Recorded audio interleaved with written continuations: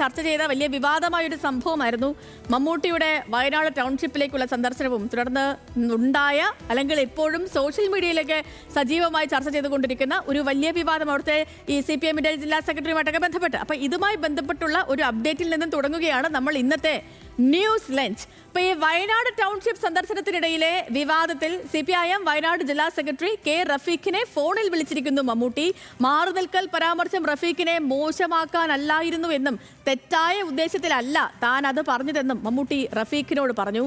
ഇന്നലെയും ഇന്നും മമ്മൂട്ടി തുടർച്ചയായി ഫോണിൽ വിളിച്ച് ഏറെ നേരം സംസാരിച്ചെന്ന് K. റഫീഖും പറഞ്ഞു. പ്രസാദ് ഉറുമ്പശ്ശേരി വിവരങ്ങളുമായി ചേർന്നുണ്ട്. പ്രസാദ്, മമ്മൂട്ടിയുടെ സന്ദർശനം, അതായത് ടൗൺഷിപ്പിലേക്കുള്ള സന്ദർശനം, അത് ഏറെ സന്തോഷം നൽകുന്നതും ഈ നയന മനോഹരവുമായിരുന്നു അദ്ദേഹത്തിൻ്റെ ആ ഒരു സന്ദർശനം. പക്ഷേ അവിടെ ഉണ്ടായ ഈ ഒരു വിവാദം, അത് ഈ മാറുനിൽക്കൽ വിവാദം, അത് ഈ സോഷ്യൽ മീഡിയയിൽ വലിയ രീതിയിൽ ചർച്ചയായിക്കൊണ്ടിരിക്കുകയും ഇപ്പോഴും സജീവമായിട്ട് നിൽക്കുകയും K. റഫീഖിനെയും ഇടതുമുന്നണിയൊക്കെ മോശമാക്കുന്ന രീതിയിലുള്ള ചർച്ചകളും മീമുകളും ഈ ട്രോളുകളും അതേപോലെ തന്നെ റീൽസുകളും ഒക്കെ വ്യാപകമായി പ്രചരിച്ചുകൊണ്ടിരിക്കുന്ന ഈ ഒരു ഘട്ടത്തിൽ ഇപ്പോൾ മമ്മൂട്ടിയുടെ പ്രതികരണം എന്താണ്? അതിന് റഫീഖ് നൽകുന്ന വിശദീകരണം എന്താണ്?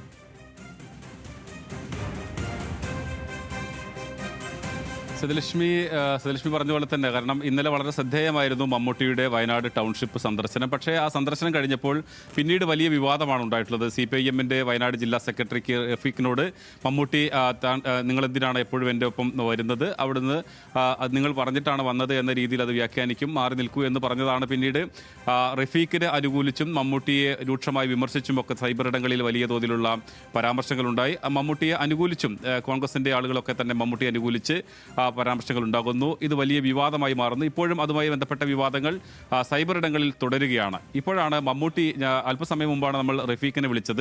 ഇതിൽ ഈ പരാമർശവുമായി ബന്ധപ്പെട്ടുകൊണ്ട് ഒരു പ്രതികരണം തേടാൻ വേണ്ടിയായിരുന്നു റഫീഖിനെ വിളിച്ചത്. അപ്പോൾ റഫീഖിനോട് ചോദിച്ചു, മമ്മൂട്ടി വിളിച്ചിരുന്നോ എന്നൊരു ചോദ്യത്തിന് അദ്ദേഹം പറഞ്ഞു, മമ്മൂട്ടി ഇന്നലെയും ഇന്നും നമ്മൾ സംസാരിച്ച അല്പസമയം മുമ്പും മമ്മൂട്ടി അദ്ദേഹത്തെ വിളിച്ച് ഈ സംഭവവുമായി ബന്ധപ്പെട്ടുകൊണ്ട് അത് തെറ്റായ അർത്ഥത്തിലൊക്കെ വന്നതിലുള്ള ഒരു സങ്കടം കൂടിയാണ് അല്ലെങ്കിൽ മമ്മൂട്ടി പങ്കുവെച്ചത്.